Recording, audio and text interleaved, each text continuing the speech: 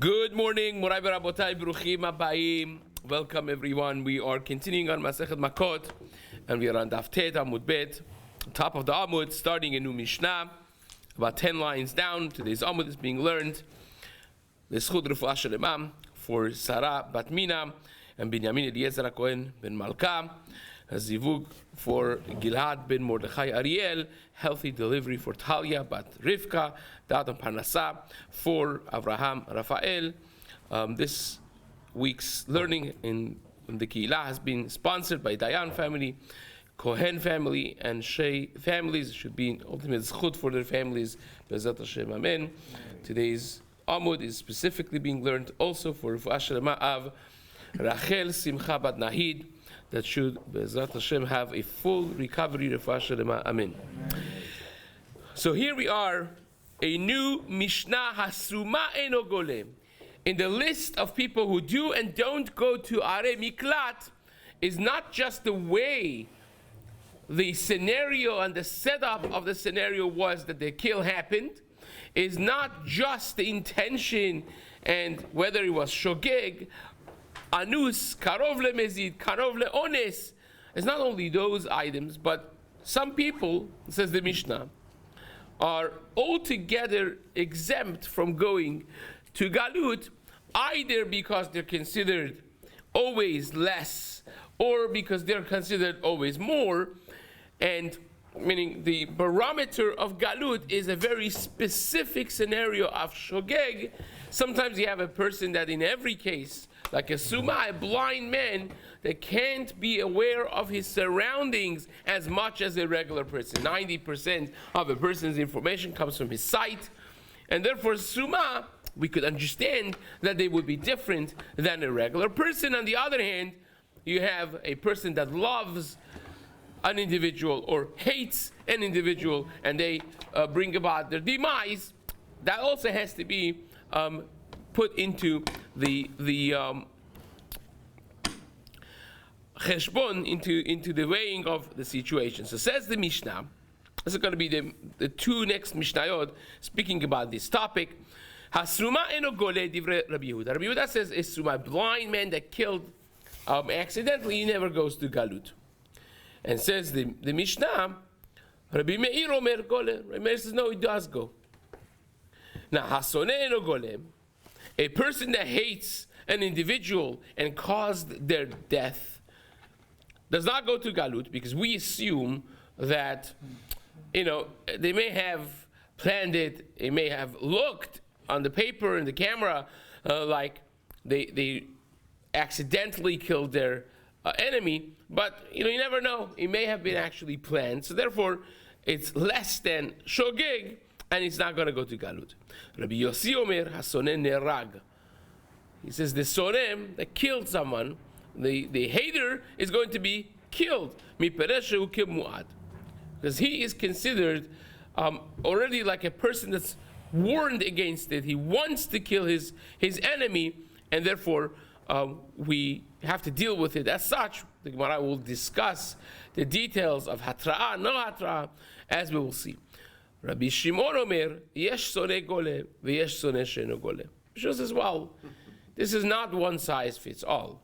Not every person that didn't get along with someone else and now caused their death is going to be killed or go to Galut, or not go to Galut because we say it's more than shogeg. Sometimes the scenario is so simple that this is just a regular shogeg that should go to Galut, and doesn't make a difference that this fellow did not get along with him, and sometimes not. Ze haklal. The rule of thumb is, says Rabbi Shimon, kol shu yachol lomar ledat harag eno goleh. If you could see the scenario and say that this was maybe not just shogeg, maybe there was some element of thoughtfulness and planning into this kill, then of course he does not go to Galut, because we assume that this may have stemmed from a hatred that resulted into planning something that looks like an accidental kill. But if it's Pashut, if you look at the scenario and says there's no other way, this was an accident, it could not have been planned, then of course he goes to Galut, despite the fact that he was his arch enemy. So says the Gemara, Tanu Rabbanan, Belo reot prat lesuma. It's not just that we sit and say, well, a suma can't see, and therefore it's a pasuk. The pasuk tells you that this person killed someone belo reot.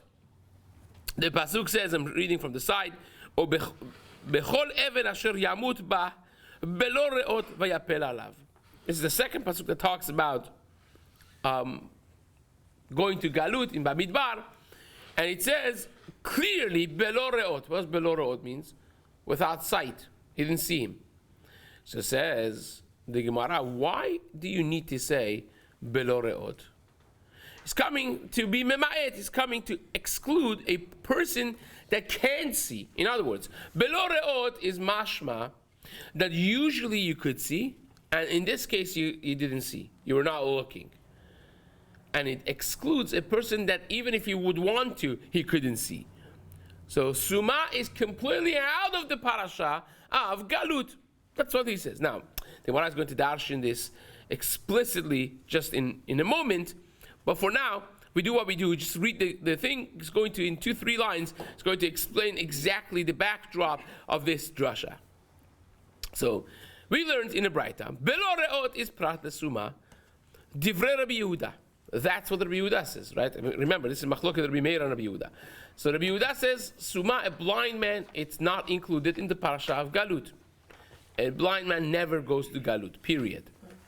Rabbi Meir Omer, no. Rabbi Meir says no. Belo reot lerabot et asuma.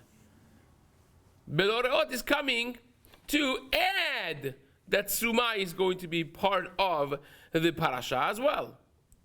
Now that's pretty odd because they're saying the same exact thing, and one says this is coming to exclude, one says coming to add the same category of a blind man. How does that work? How does that work? Both of them understand the way we said, that when you say belo reot, it's coming to say it's a person that usually could see, but this time he was not looking, which me and you would all agree that it would come to exclude a person that couldn't see even if he wanted to, namely a blind man. Nobody disagrees with that. So how in the world does Rabbi Meir say belo reot is coming to add a suma, not exclude a suma, right? So says the Gemara, let's explain the whole thing together. My Tama de Rabbi Yehuda. Let's now open this up surgically and understand exactly how Rabbi Yehuda and Rabbi Meir understood this. Dichtiv v'asher yavo et re'ehu beyar. Rabbi Yehuda says, look, let's start from the very beginning of the ABC of this. When the pasuk says a person, any person, and that would come to forest to chop wood, that includes even a blind man. Anybody that will come to a forest. So we're reading the psukim chronologically to understand what the pasuk includes and doesn't include. Says the Gemara, afilu suma. So ata belo reot, and then the pasuk says belo reot, that he didn't see, which means he could have seen if he wanted to, and that excludes already a blind man, right? And therefore, Rabbi Yehuda says a blind man is always excluded from the parasha of Galut. And that's where Rabbi Yehuda's buck stops. But Rabbi Meir says, you missed one point. You missed one point. Says the Gemara, Rabbi Meir, belo reot lema'et. Says, I agree. Belo reot is coming to exclude the suma, the blind man. But that's not all. There is another pasuk. Bivlidat. The pasuk also says, Bivlidat. This is a pasuk in Dvarim, the last pasuk really that talks about an accidental kill. V'zeh dvar harotzeach asher yanus shama. When speaking about Arei Miklat, says this is the issue of a rotzeach, a killer that runs to Arei Miklat v'chai, and he now stays alive. Asher yaket re'ehu, help me out. Bivli da'at, somebody that hit his friend bivli da'at, without knowledge. Says Rabbi Meir, how did you learn bivli da'at? Why do you have to tell me? We know it's makerehu bishkaga. We know it has to be accidental. So why do you have to tell me the same thing with different language, bivli da'at, without knowledge? I already know it has to be bivli da'at. I already know that if you kill someone deliberately, you will be put to death. You're not going to go to Arei Miklat. So why in the world they have to tell me belo re'ot, bishkaga, bivli da'at? How many times do you have to say the same thing from this angle, from this angle? So Rabbi Meir is coming to teach you something. It's coming to exclude again a person that could not have had da'at because he doesn't see. So turns out to be that the pasuk excludes a blind man 2 times. Now, why is that significant? Because for those of you who may not know, a thread that goes through the entire Shas, all of the Gemarot, is, as a rule of thumb, en mi'ut achar mi'ut elad rabot. We have a rule that when the pasuk excludes something once, it's coming to exclude it. When it says it twice, it's coming to include it specifically. So it says Rabbi Meir, I have 2 psukim that talk about exclusion of a suma, en mi'ut achar mi'ut elad rabot, is coming to actually add the suma. So unlike you said that belo re'ot is coming to exclude, actually belo re'ot is coming to include, because from bivli da'at I would have known the suma already. You didn't have to say belo re'ot, so therefore belo re'ot is coming to actually include a blind man. Now let's read what we just explained outside in the Gemara. Ata belo re'ot ma'ateh, Rabbi Meir belo re'ot lema'et bivli da'at lema'et.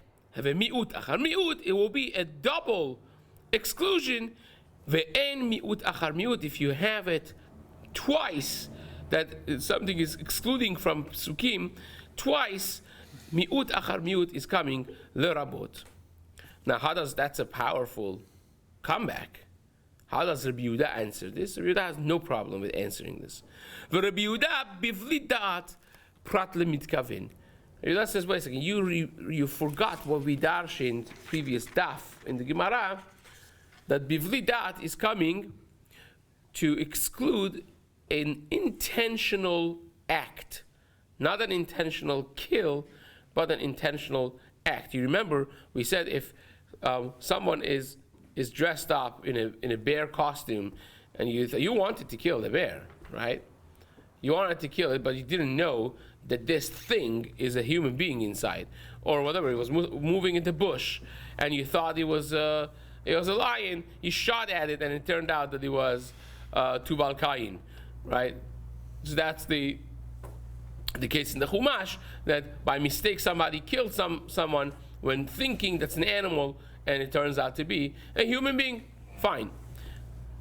So therefore, bivli da'at is coming to exclude that you don't go to Galut. For that, prat lemitkaven, that is not going to go to Galut.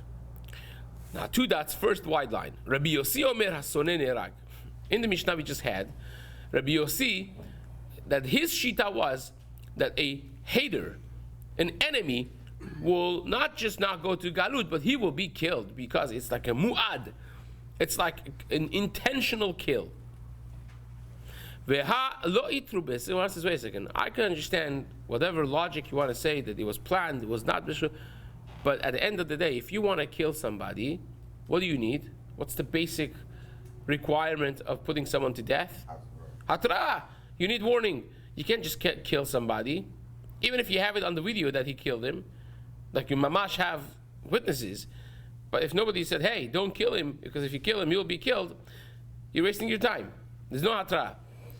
So that's the minimum. That should be like a punch in the gut for the shita of Rabbi Yossi. So says the Gemara, what happened with the hatra over here?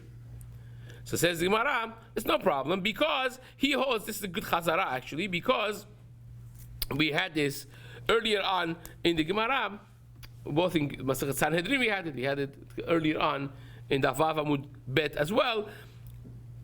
Rabbi Yossi bar Yehuda. This is Shita of Rabbi Yossi bar Yehuda. V'halo itrubeh. The Gemara says Matnitin Rabbi Yossi bar Rabbi Yehuda. It's the Shita of Rabbi Yossi bar Rabbi Yehuda. The Tanya, as we learned earlier on, and also in Masechet Sanhedrin, Rabbi Yossi bar Rabbi Yehuda Omer Chaver eno sarich hatra. You remember the Shita of Rabbi Yossi bar Yehuda that a Talmid Chacham doesn't need to be warned, because Rabbi Yossi bar Yehuda holds that the only reason that you have hatra is not just some sort of gezrata katuv. It's for us to know that he knew what he was doing. That he can't come and say, oh, I didn't know it's asur to kill him. I thought it was mitzvah to kill him, right? But the Talmid Chacham knows all the details. So therefore, a Talmid Chacham you don't have to warn, says Rabbi Yossi bar Yehuda. You kill a Talmid Chacham. For the Gemara in Sanhedrin spoke about a lot of Talmidei Chachamim that they were actually not good people in their core, and they don't have even chelek l'olam haba. Doeg ha'edomi, he killed the entire, with his own hands, he killed the entire Ira Kohanim, all the Mishpachot Kohanim. They're horrible, horrible people, even though that they were very intellectually sophisticated. And yet, says Rabbi Yossi bar Yehuda, they don't need hatra, because they know exactly what they're doing. Says the Gemara, according to Rabbi Yossi bar Yehuda, hatra is only there to differentiate between someone that doesn't know and someone that does know. You want to make sure that he knew. So Talmid Chacham, you know that he knows. You don't have to give him hatra. Rabbi Shimon Omer, we said that Rabbi Shimon says something that's very sensible, very logical. Yesh sonei golet, that sometimes the enemy does go to galut, sometimes it doesn't. It all depends on the scenario and how it happened. So says the Gemara, Tanya, Ketzad, how does this work? Amar Rabbi Shimon, yesh sonei golet, yesh sonei she'eno golet. Rabbi Shimon said sometimes an enemy does go to galut, sometimes he doesn't. What's the scenario? Nifsak golet, nishmat eno golet. Let's imagine the case that someone is pulling up a bucket, a barrel, up to the roof, up to the second floor, and it falls on someone down there and kills him. Now, there's two scenarios. Sometimes the rope snapped and fell on him. Sometimes the rope skipped his hand and the whole thing fell down. Which one sounds to your logic as more accidental or out of your control? The rope snapping is more out of control. There's no remote control when it's going to snap. It's going to snap and it's going to snap. It happened to be exactly when this person was walking underneath it. To say that was planned is almost impossible. Versus, you could let go of something intentionally and say, oh, it went out of my hand, right? So that we don't know if it was intentional or not. So says the Gemara, nifsak kole, therefore a person that the rope snapped in that scenario, even if the guy on the top was an enemy of the guy that died, still he goes to galut. It's considered shogeg. But nishmat, but if it, left his hand, then in that case, eno gole. We don't know if this was accidental or not. He does not go to galut. Says the Gemara, wait a second. Well, I have a braita that says exactly the opposite. Well, Tanya, Rabbi Shimon omer le'olam eno gole. Rabbi Shimon said, you never go to galut at sheishamat machzelo miyado, until your basket, your load is going to skip your hand and fall. That's the only case you go to galut. Which means, not only is saying that nishmat, a case that skips your hand, you do go to galut, but it's saying that that's the only case that you go to galut, which means it's an indication that if the rope would snap, you would not go to galut. So it's exactly diametrically opposed to what we just said in the name of Rabbi Shimon, and it is the braita that's said in the name of Rabbi Shimon. So it's Rabbi Shimon and Rabbi Shimon is the same person, and you have like a head-on collision, mamash a stira in every case. The second braita is not talking about an enemy. Talking about? He's not talking about an enemy. No, he's talking about an enemy. It is, yeah. So says the Gemara, kasha nifsak nifsak, kasha nishmat nishmat. We have kasha both by a case that snapped, the rope snapped, and a case that the whole thing just dropped, skipping his hand. Says the Gemara, lo kasha, it's not a problem. Habe ohev, habe sone. The Gemara says the case of nifsak nifsak lo kasha, habe ohev, habe sone. Nishmat anishmat lo kasha. Harebi harabanan. How does that work? Nifsak anifsak lo kasha. The two cases of the rope snapping is not a question, because one of them is talking about an ohev, one of them is talking about a soneh. Right? Now the Bach over here, if you take a look, he switches around the girsah that we have, and he says nishmat anishmat lo kasha instead of nifsak anifsak, and he tells you that if it skipped his hand, and the guy that's down there is mamash, his best friend, we have no doubt, because again it says ohev and soneh, right? A lover and an enemy. So it says the Gemara, Rabbi Shimon himself would tell you that if it skipped his hand and fell, if the guy on top is his best friend, right, then he's going to go to Galut, because we have no doubt that he would not drop something intentionally on his best friend, right? That's the case over there. But if it was not his friend, if he was his enemy, then he doesn't go to Galut even by sending him down, because we assume that he actually dropped it, not that he dropped from his hand unintentionally. It was intentional, so therefore it's karov lemezid, or it's mezid. He does not go to Galut. He will be either killed, or just the Galut would not provide a kapara for him, and that's that.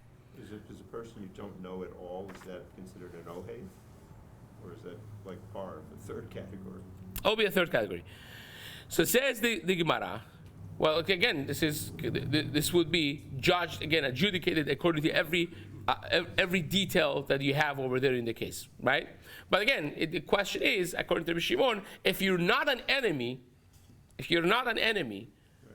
Right. do you have any reason to just drop something in someone's head, right?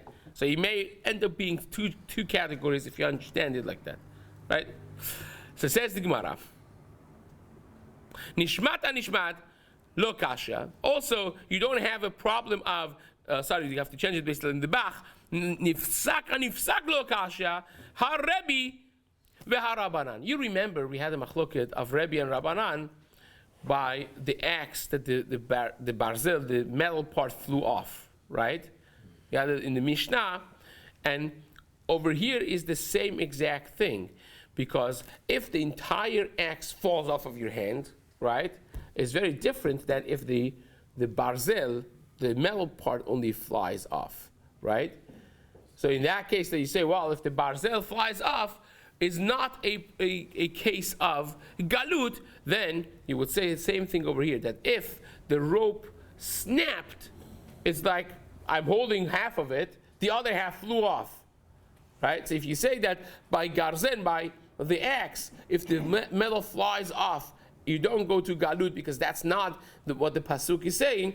I would say the same exact thing when the rope snaps, half of it is in my hand, the other half flew off and killed somebody, right? Whereas if you say that by an axe and the metal part flying off is actually the case of nishmata barzel, then the whole thing flying off versus the rope snapping is the case of galut. So says the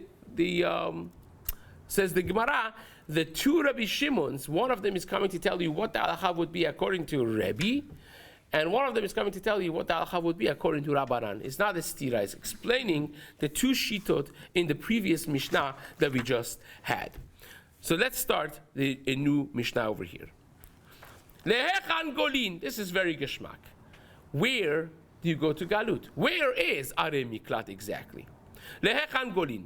Says the Mishnah, Are Miklat. You go to the cities of refuge. What are those? Leshalosh be'ever hayarden, or leshalosh be'eres Kenan. For three of them that were east of the Jordan River, and the other three, which Moshe Rabbeinu himself actually made them Are Miklat because he was alive be'ever hayarden, in the east of Jordan River before he died. That's the last mitzvah that he grabbed before he passed away. And then the equivalent to them were three in the west of Jordan River in actual Eretz Yisrael as well. Now, we mentioned this before, that there were 6 Arei Miklat, and then there were 42 Arei HaLeviim that were added to it, as the Pasuk says. So it's a subtotal of 48 Arei Miklat. Now, there are differences between those 6 and those 42, as we will discuss. For instance, if a person accidentally, not accidentally, not unintentionally either, unknowingly enters one of the Arei HaLeviim, one of the 42, and the Goel Hadam goes there, and Goel Hadam is the Tamei Chacham, right? The family of the murdered person is the Tamei Chacham, and he tests him, says, do you know where you are? He says, no, I'm just running to Arei Miklat. I'm on my way to Arei Miklat. He could kill him, right? Because it's not kolet belidat. But if you're in one of the 6, doesn't make a difference. Even if you don't know where in the world you are, nobody could touch you in those 6. So this is just to say one difference, right? And then the time of Latid Lavo is going to be 3 other ones added to the 6. It will be 9. We'll discuss all of that as we develop this and it unfolds. But let's just start a little basic thing in the Mishnah.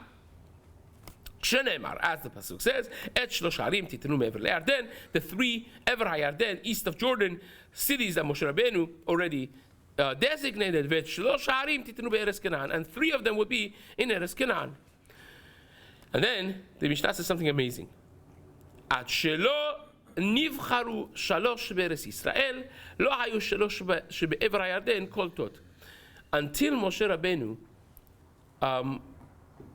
did the 3 of Ever HaYarden, you would think that if somebody killed somebody accidentally in the life of Moshe Rabbeinu, or even after his death, before they actually went to conquer Eretz Yisrael, they should go to Arei Miklat. Moshe Rabbeinu already designated these cities, right? No.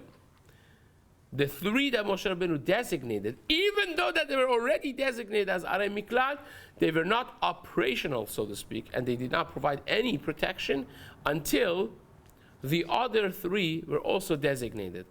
When were they designated? Not 14 days after, but 14 years after. Because they had to conquer, not just conquer Eretz Yisrael, but they had to also divide Eretz Yisrael to Shvatim, and only then. The obvious question is, why exactly is that? Now, so there is a fascinating Masechet Chochma and Meir Simcha Midvinsk that says something so profound in a deep hashkafic view of what Arei Miklat are versus the jail system of the Western society, which we alluded to it a few days ago, how the jail system that we have is considered a very, very negative thing, actually, in some aspects of its existence, and how the Torah, with its unbelievable genius, foresaw all the problems that would exist over here and set up a system that is mamash flawless. That you will marvel at what Meir Simcha has to say. Really, really something eye-opening, genius, and unbelievably insightful, which Bezat Hashem will start the shiur with tomorrow morning.